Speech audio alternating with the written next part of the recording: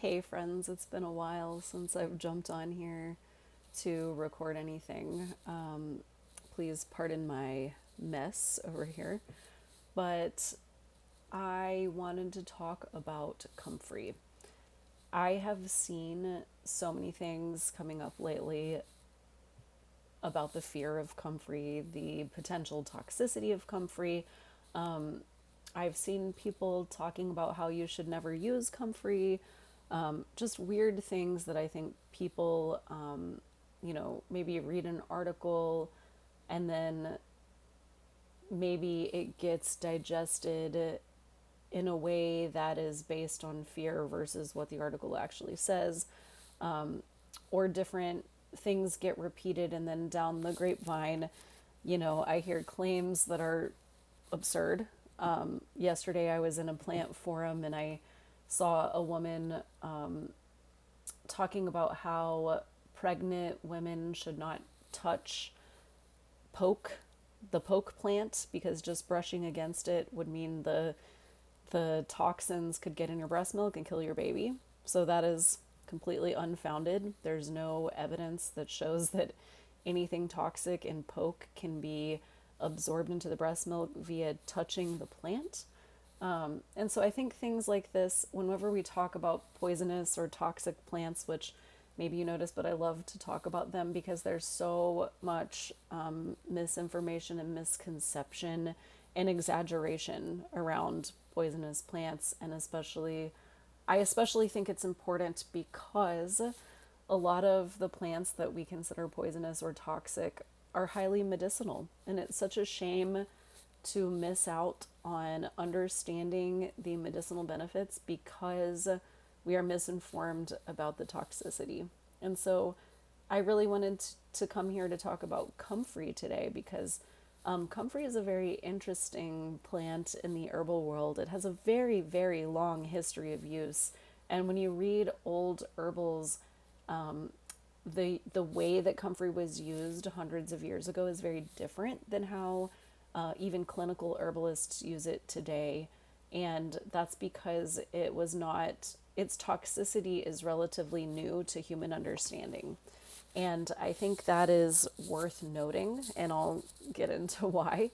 So, comfrey has historically been used to help heal tissues and bones, damaged and broken tissues and bones. It has a compound in it that is very particularly good for doing that. It's called allantoin, and it's a derivative of uric acid. It instigates cell proliferation, specifically in epithelial cells, which means it's very good at promoting wound healing. It has antimicrobial properties, anti-inflammatory properties, antioxidant, emollient actions. It even can remove like necrotic tissue, which is the dead tissue around a wound.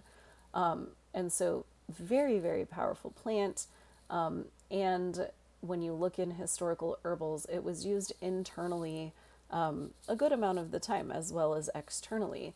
Anymore, and especially if you're like going to herb school right now or you're listening to a course or a podcast, you'll hear herbalists say that it should never be used internally, that it is only for external use, and if you use it internally, you're going to get liver damage and die.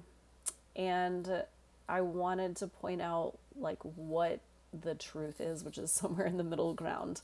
Now, all of these people historically did use comfrey internally. I've heard stories of even in like the 60s and 70s, people who are into the herbal world, even like pregnant and breastfeeding women would be drinking comfrey leaf infusions internally, like multiple days or often, without ill effects. And so, just like with every poison or toxin, how it impacts an individual person is different based on that person's metabolic health, their tissue health, any other stress load that might be on their system, how their liver can process these specific compounds, what their diet is like. It is so personal and unique. And so there's no way that we can say it's absolutely safe or everybody's going to die. We just don't know that. That's not like an accurate thing. And in addition, the poison is always in the dose. And so that's going to look different. Having a comfrey infusion, every day for 2 weeks is very different than drinking a comfrey infusion every day for a year, or drinking, 2 cups of an infusion every day is different than drinking 2 quarts of an infusion every day. And so specifically the compounds in comfrey that are of concern are called pyrrolizidine alkaloids.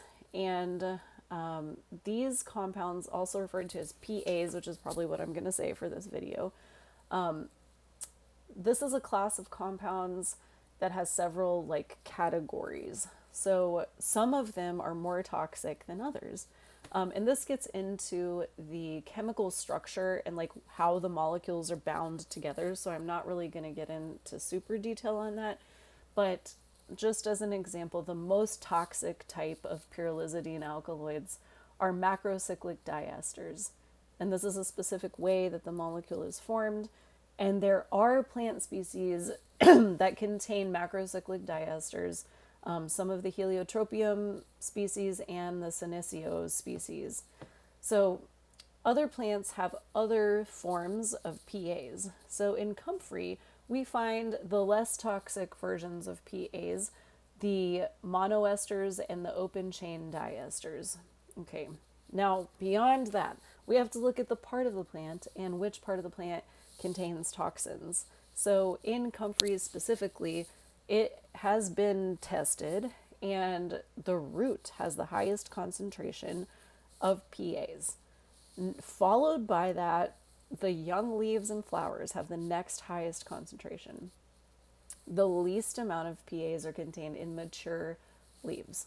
Okay, so just keep this in mind, because which part of the plant and when you harvest it is going to have an impact on the toxic load to your body. Now, the other thing we have to think about is this idea of attenuating synergy.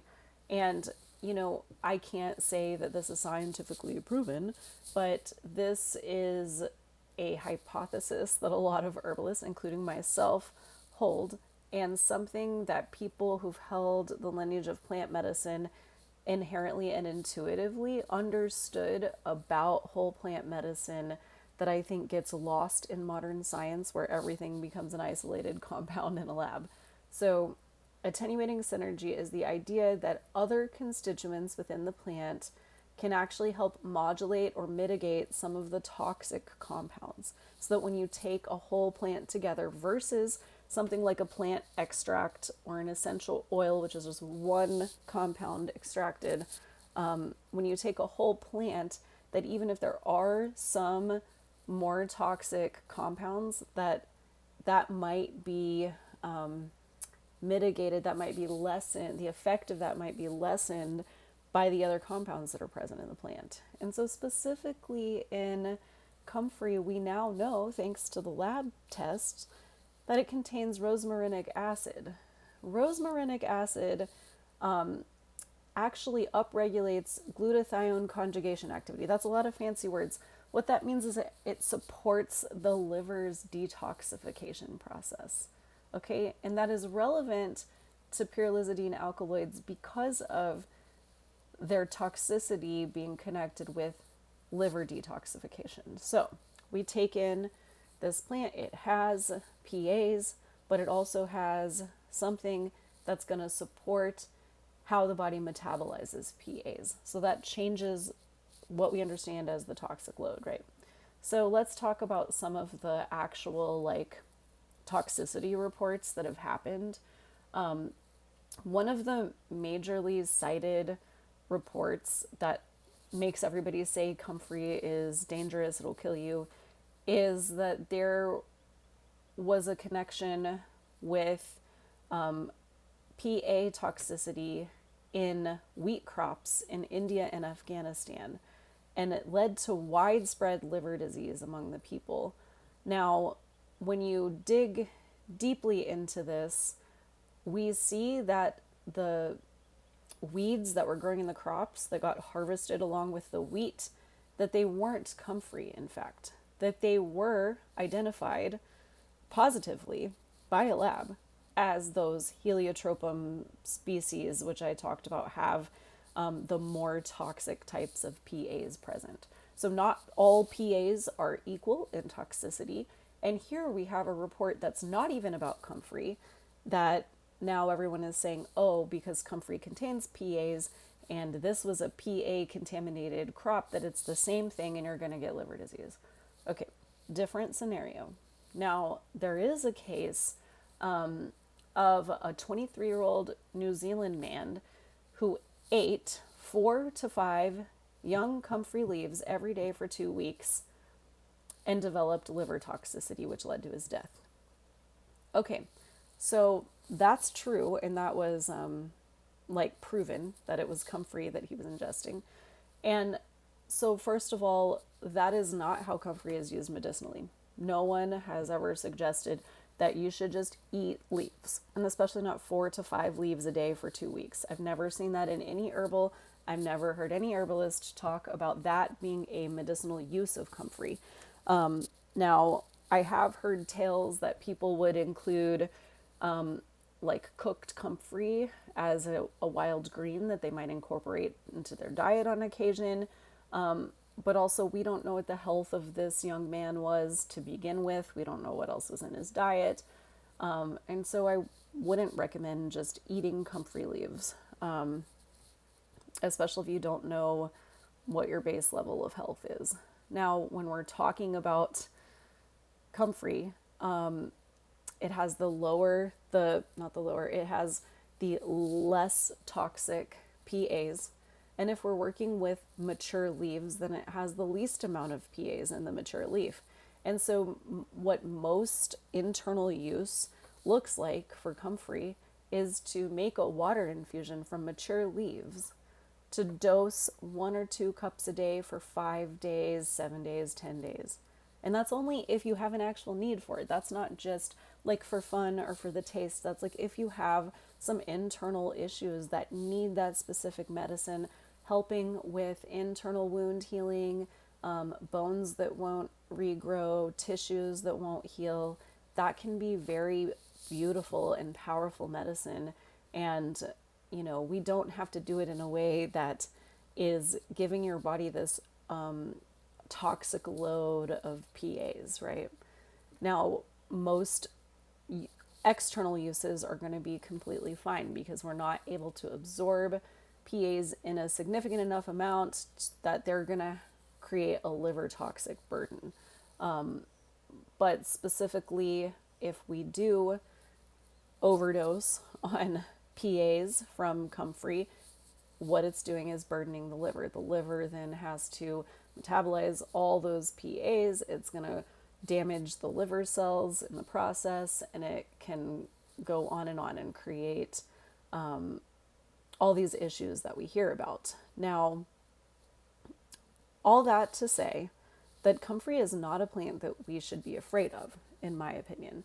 Comfrey is a plant that is beautiful and powerful, and there's so much fear being drummed up, and especially like in the media, for people to avoid comfrey, even topical comfrey, never ever use it internally. And honestly, I would say work with an herbalist who has worked with comfrey internally before if you're wanting to go that route, but don't write it off as something that you will never be able to use because it's going to kill you, because that's not necessarily true either.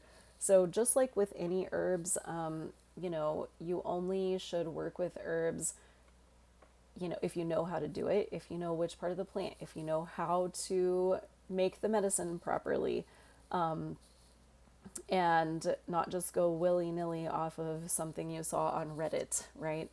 Always look into contraindications with any medical conditions you have or prescription medications that you're on. Always work with a professional.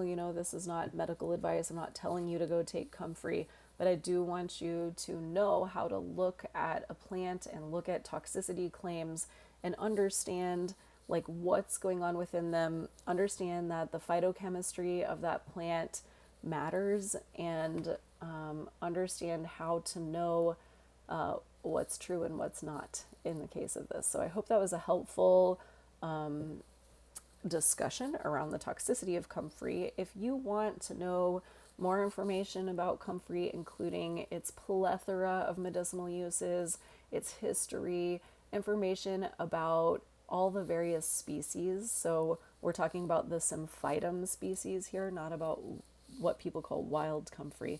But there are many versions of symphytum. There are so many uses within permaculture, gardening, livestock, and human medicinal uses. And if you're interested in a deep dive in that, including recipes and more information, then you can purchase my practical guide to comfrey. It's my newest ebook. I have it listed for $15 over on my shop, and I'll post a link below. But it is a plethora of resources. It also summarizes everything that I talked about here today if you just want to have that for your reference. So let me know if you have any other questions, and have a great day.